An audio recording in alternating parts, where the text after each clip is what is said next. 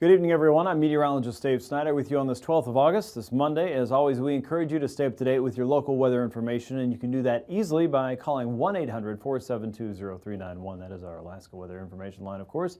And you can always check in with the very latest information online at weather.gov/Alaska. One click from there will get you to the Alaska Aviation Weather Unit, the Alaska Pacific River Forecast Center. If there's a shake and a quake, you can check on the National Tsunami Warning Center's information for anywhere in the world, including here in Alaska.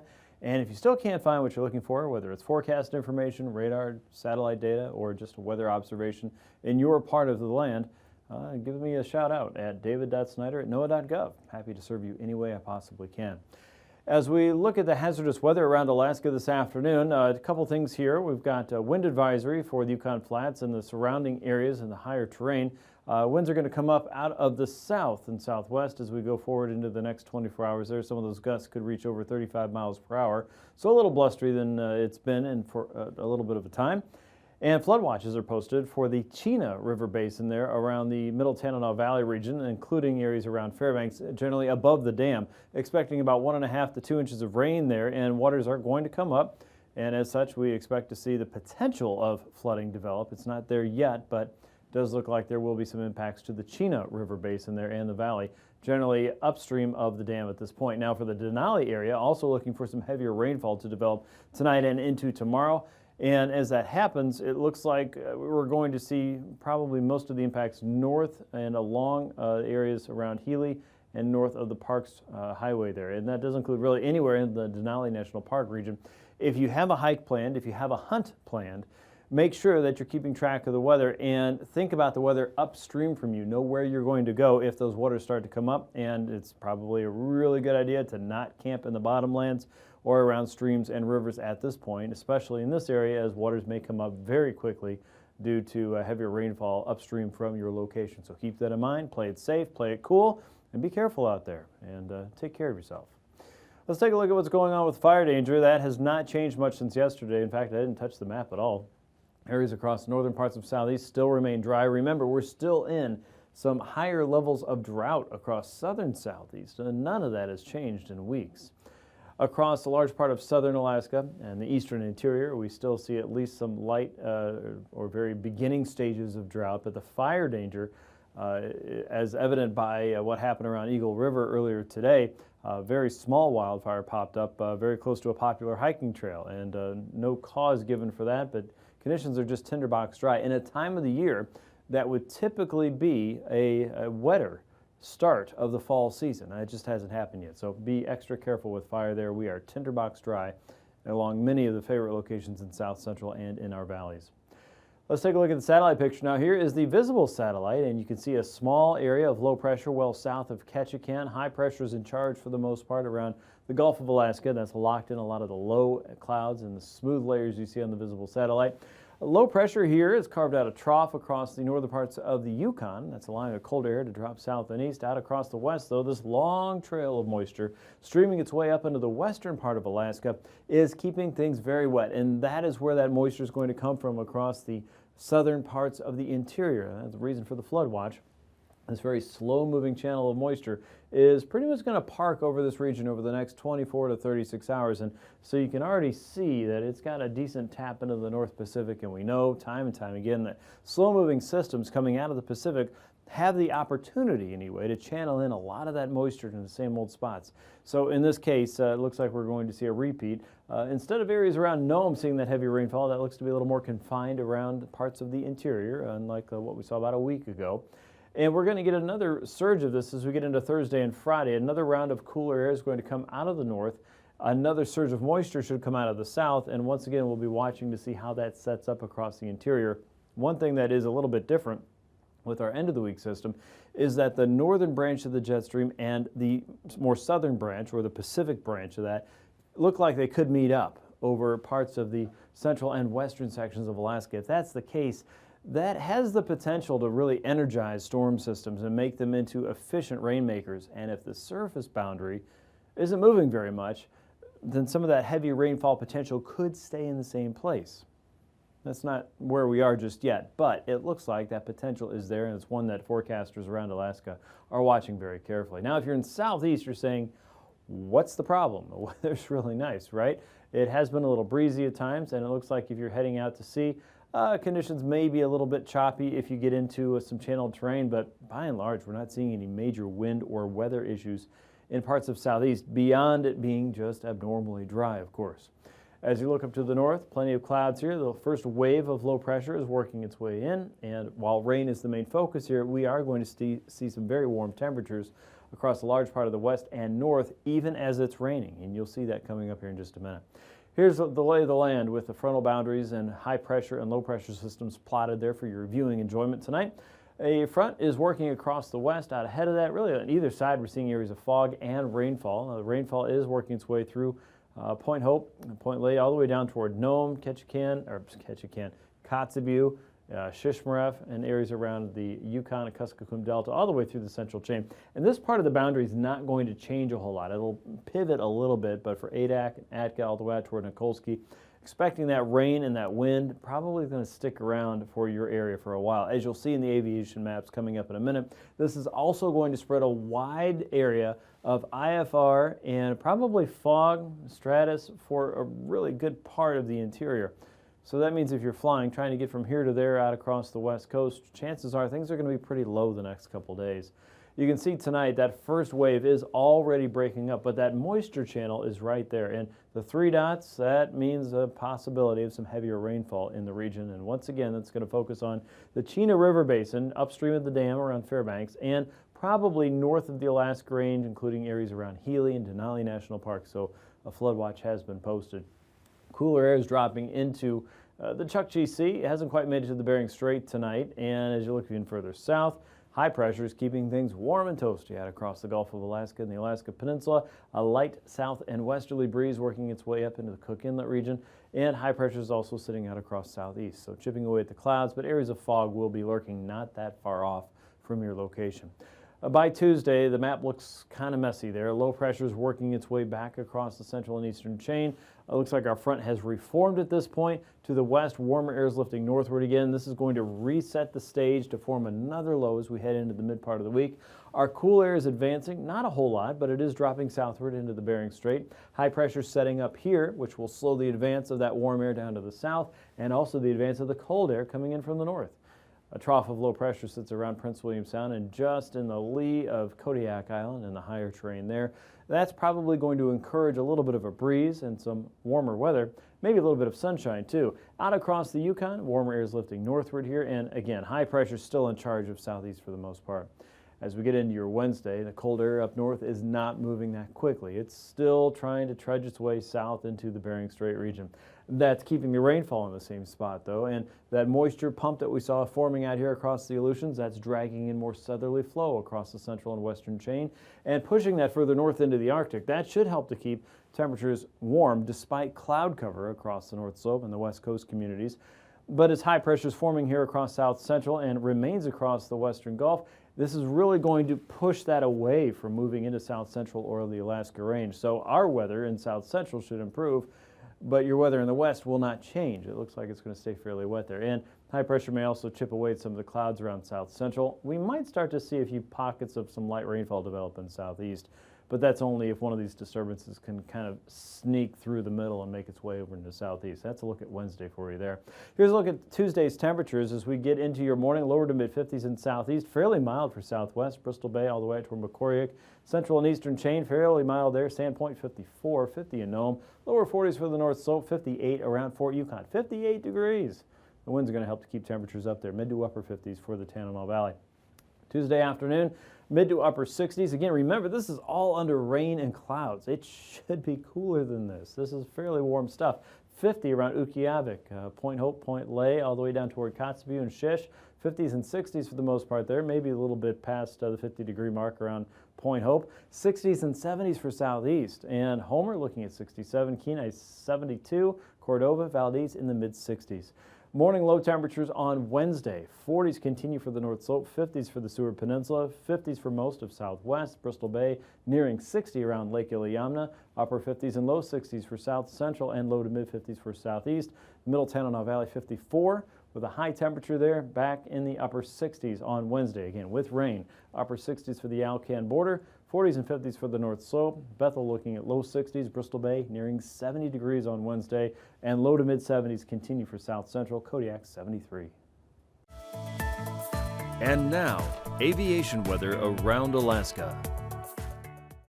And on to your aviation weather now. IFR conditions will continue across the Arctic coast all the way through the Koyukuk in middle and lower Yukon valleys and the YK deltas into the Aleutians and most of the Bering, and pushing more moisture and lowered ceiling visibility across a large part of the Gulf. And VFR conditions expected in and up and through the Inside Passage all the way through Prince William Sound, Bristol Bay, and into the middle and upper Yukon valleys there. That'll be your Tuesday morning as some of the heavier rainfall is working through the interior. We expect to see this region here suffer the most, but as we get into the afternoon, some of that should improve, at least to marginal levels. We'll probably see a few holes in there that reach VFR. Look for Cook Inlet all the way down toward Kodiak Island to see VFR conditions, and the Inside Passage should also improve considerably for your afternoon. The north, the west, the south, and many in the Gulf will still linger under IFR conditions through your afternoon on Tuesday, but look at the difference on Wednesday morning. We're back into IFR across the Alaska range and all the way down to the Talkeetnas. We don't see as much IFR across parts of Southeast. It's just nudging up on the outer coast, sneaking into places like Hyder and Ketchikan, the Arctic coast, the south-facing slopes of the Brooks Range, and even areas around Nome and the upper end of Norton Sound, all looking at IFR. And by Wednesday afternoon, wow, look at that. High pressure sets up once again, and huge improvements in your sensible weather for the upper Yukon Valley, South Central, and Southwest. Widespread IFR still lurking, though, out in the west, all along another boundary that's setting up once again to do this again, it looks like. We'll have an opportunity for rain and low vis and ceilings. But for the meantime, Wednesday looking pretty good. So if you can hold out until then, you should be in pretty fine shape. Tuesday's pass conditions look like this. Anaktuvuk and Adigan Pass are going to hold at IFR really most of the day. Maybe some improvements toward the very end of your Tuesday. Lake Clark and Merrill Pass probably start at IFR and then lean over into some improvements during the day. Marginal conditions there. And for Rainy Pass, Windy Pass probably holding at IFR levels most of the day. You may see some marginal improvement to Isabel Pass. Mentasta Pass right now looks to be pretty good. Looks like most of that lowered ceiling and vis holds off to the west throughout the entire day. Tanita Pass maybe pushes over into marginal conditions as you go through your Tuesday. Portage Pass will certainly be there with a lot of that slop making its way into the Sound. And Chilkoot and White Pass look to be okay. Everything that's moving into the Inside Passage should be well south of the region. Take a look at the freezing levels. You can see some pretty sensible changes here. In the last couple of days, we've had a cool pool of air here across the northern parts of the Yukon. And now that's shunted off to the east. We've got a ridge of high pressure that's building in across the central and southern parts of Alaska. And those levels there are reaching upwards to 14,000 feet for the freezing level now. You can see some of that next cool intrusion trying to set up across the northern Bering Sea, but a lot of that is going to go up and over this ridge of heat. So this may drop down a little bit in the next couple days, but it also looks to return almost as quickly as we go toward the end of the week. And because of that, tomorrow really icing potential is pretty limited up across the Arctic coast. Levels are running around 8,000 to 10,000 feet across the Beaufort and the Chukchi Sea. You can see some of that reaching over into the Kamchatka area as well as the Gulf of Vanadir, and again, limited amounts of icing potential just because it's so warm. Here's a jet stream, and this will help you understand a little bit more about where all that heat's coming from. Down here, that strong southwesterly flow is working in around 50 to 90 knots coming in from the west and southwest and pushing a lot of heat up north. So everything in this zone here is experiencing that really warm weather and that Pacific moisture that's working in from the south and west. That's also going to aid in that precipitation across the central and southern interior, and another high amplitude trough across the western Pacific and the west coast of, the eastern Pacific and the west coast of North America. So this looks to be a slow mover and one that doesn't retreat a whole lot in the next week or so. In the meantime, then we have high pressure that's kind of flattening out across Alaska, a west and southwesterly flow at 9,000 feet, with winds around 20 to as strong as 45 knots. Westerlies across the North Slope as well, 20 to 40 there, and still looking at that offshore gradient for parts of southeast. A little bit more of an onshore flow here at 3,000 feet, but not enough to really dry or really moisten things up just yet. Anywhere from 20 to 40 knots coming in from the west for most of the interior. Low pressure out in the west and across eastern Asia. But our high pressure ridge is still in charge across the western Gulf for right now. So what you've seen for the last couple weeks, pretty much the same with the exception of this passing wave of rain that's coming in from the west. And again, that will also affect turbulence. Now, we were talking about this yesterday. I think our main impacts from this are going to be sealing and vis and probably turbulence over the next area for southwest. The Alaska Range and into the Yukon Flats and the Western Brooks Range, generally below about 4,000 feet. Watch for considerable moderate across the central and eastern Aleutians and parts of St. Lawrence Island as we go into your Tuesday. More in a few minutes.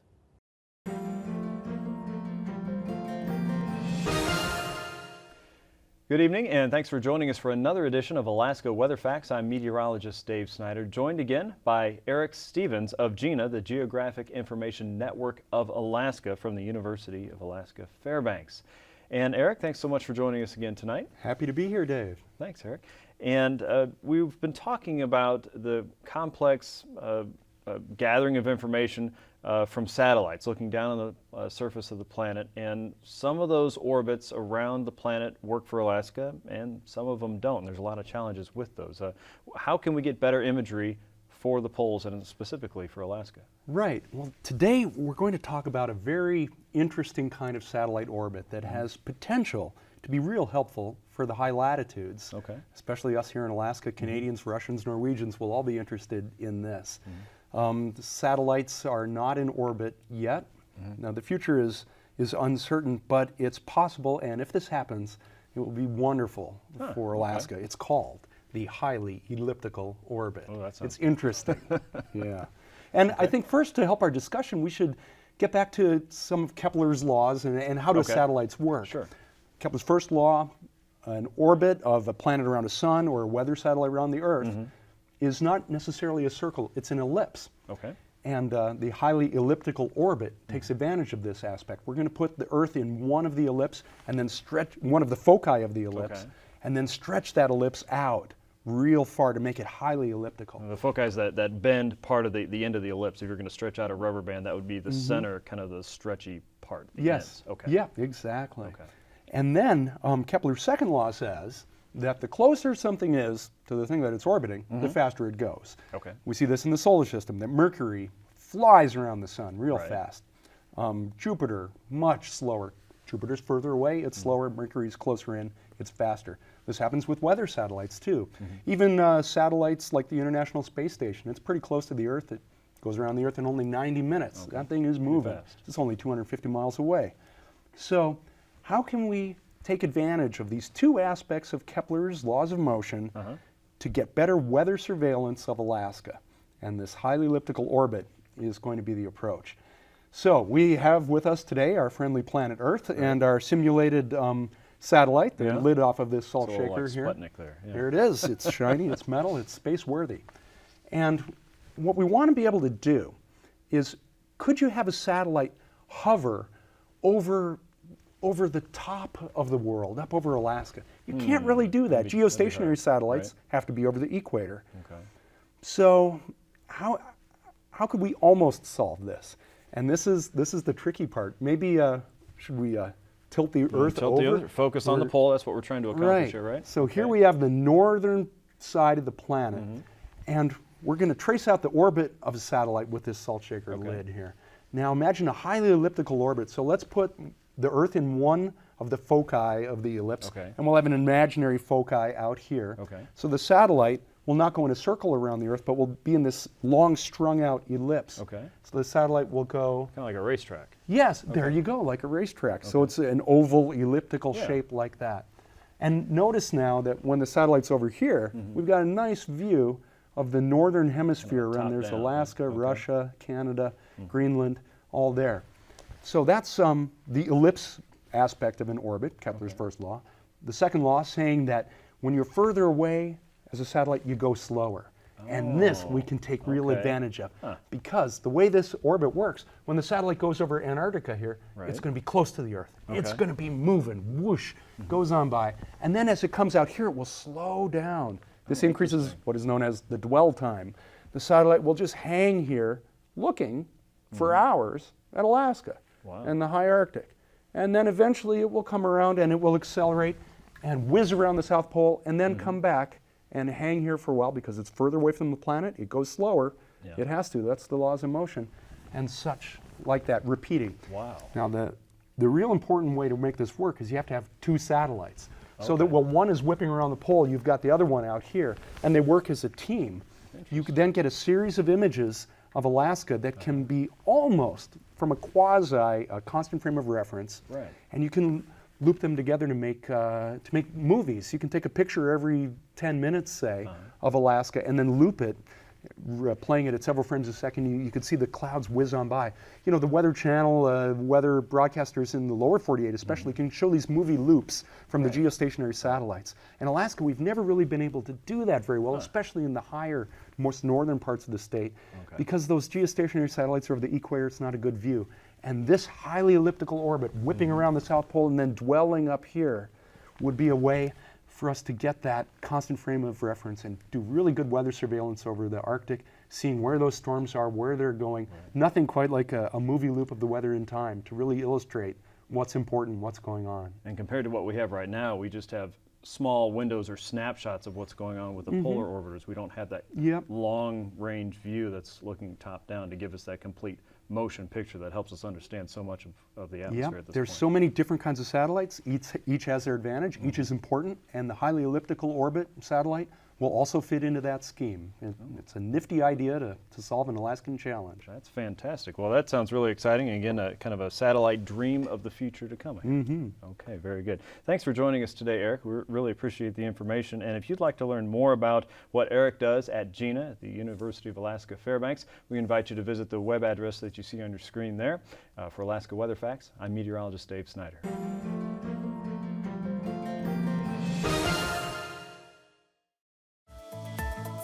And now, marine weather around Alaska. And back with a look at your sea ice. No big changes here, but the changes that could occur as we move through the rest of the week would simply be to weather systems moving across the Arctic coastline. As those sweep in from the north and west, it wouldn't be a surprise to see some of the marginal ice and smaller pieces move a little bit closer to shore, but at this point the weather there is certainly warm too, so any ice would be moving into warmer waters. For the latest seasonal outlook as we go toward winter at this point, weather.gov/Anchorage/ice is your place to go. You can check on the map anytime and get the Alaska Sea Ice Program's forecasters' thoughts any day of the week. Here's a look at southeast now. We're looking at more of a southerly breeze in Lynn Canal with a 4-foot sea. Northwesterlies coming down through the rest of the inside passage. 3-foot seas are expected tomorrow. And a light west and northwesterly flow coming down the outer coast, anywhere from 3 to 4-foot seas as you go through your Tuesday. A little bit of a stronger wind as you get south of Sitka to Port Alexander and the Dixon entrance for Wednesday. Light winds across central and southern parts of the inside passage. And southerlies coming up the Lynn Canal, 15 knots and 3-foot seas there. And you'll find similar conditions as you head toward Prince William Sound. Inside the Sound on Tuesday, southwesterlies 10 knots and 2-foot seas. A southwest wind coming up the north and western Gulf, 15 knots and 4-foot seas there. Southerlies coming up the Cook Inlet. Expect those to pick up as we go through your Tuesday, 15 to 25 knots and looking at about 9 to 10-foot seas. The highest of which will be generally around the Kenai Peninsula area up toward Clam Gulch and almost Cowgan Island. For Wednesday, the wind should diminish ever so slightly in Cook Inlet. 10 to 20 knots will prevail in most areas with 5 to 7-foot seas south and west of Kenai. And over the Barren Islands, a little bit more of a westerly wind there, 20 to 25, looking at 5 to 7-foot seas there. And we're still looking for light winds and small seas inside of Prince William Sound. You're going to see more clouds, but it still looks like a fairly nice day. Southerly winds outside of Hitcher Brook entrance. For Bristol Bay and really all of the Alaska Peninsula on Tuesday, expect southwesterly winds 15 to 25. 4-foot seas on the inside of the bay, 7-foot seas for Shelikof Strait, and 5 to 6-foot seas coming down the Pacific coastline on Tuesday. For Wednesday, you could see seas building out in the west. We'll get to that in just a minute. But for most areas along the peninsula, southwesterlies continue to blow in. Looks like 20 knots inside of Shelikof Strait, 6-foot seas there. 5-foot seas south of Sandpoint, and southwesterlies north of Cold Bay, 20 knots and 5-foot seas expected to continue on Wednesday. For the central and western chain, an easterly flow blowing into low pressure coming up from the outer coast. Low pressure is also building to the south, and that'll give us a steady southerly wind coming up through the central and eastern chain. Most areas looking at 20 to 25 knots and 4 to about 7 foot seas. And south of the chain in the Pacific waters, you're looking at 8 to 9 foot seas along the coast for Tuesday. For Wednesday, you can see the wind and the seas are coming up sharply. As southerly winds develop and strengthen over the central chain, we expect to see 30 to 35 knots in most areas, anywhere from 8 to as high as 17-foot seas south of Adak and Atka at this point, with gales moving through. On the west side of that, northerlies developing from Kiska to Shemya, a 20-knot wind there with an 8-foot seas expected. On the other side of that, southeasterlies 30 with 11-foot seas, and you'll see similar conditions building to the north and to the east as we go. For the west coast, west and southwesterlies north of St. Paul and St. George, 15 to 20 knots with 4 to 7-foot seas there. Light northwesterlies around the Pribilofs themselves for this point on Tuesday, and southwesterlies coming into the Kuskokwim Delta. For Wednesday, you can see those higher winds and seas building, and some of that will reach into the Pribilofs for Wednesday, 30 knots and 12-foot seas there. Southeasterlies reaching into St. Matthew, 25 knots and 5-foot seas for you, and southwesterlies building up toward St. Lawrence Island, anywhere from 20 to 25 knots, 5 to 6-foot seas. Southwesterly winds pushing their way into Norton Sound at 20 knots as well. For the Arctic coast, an easterly flow working over the Beaufort will set the stage on Tuesday with 4 to 6-foot seas in the region. North and northeasterlies coming down into the Chukchi Sea waters, but southwesterlies are pushing their way up into Kotzebue Sound themselves, 20 to 25 there, with a 5-foot sea expected on Tuesday. And as we get into Wednesday, a little bit more of an onshore push makes its way into the Chukchi coast. Westerlies develop across the Beaufort Seacoast as that first of several disturbances works through. Let's take a look at the weather again, and a front will be dying across most of the central and western parts of Alaska tonight. That is setting the stage, though, for widespread rain, some of which could be moderate to occasionally heavy at times for the Denali National Park and Healy areas, as well as the Middle Tanana Valley, specifically around the Chena River Basin. Flood watches have been posted there for occasionally moderate to heavy rain, which could lead to rapid rises in some of the watersheds. Be mindful of where you are if you're going out hunting or camping. Make sure you're not camping down on the low spots there, as your conditions may change very quickly, even in the middle of the night when you least expect it.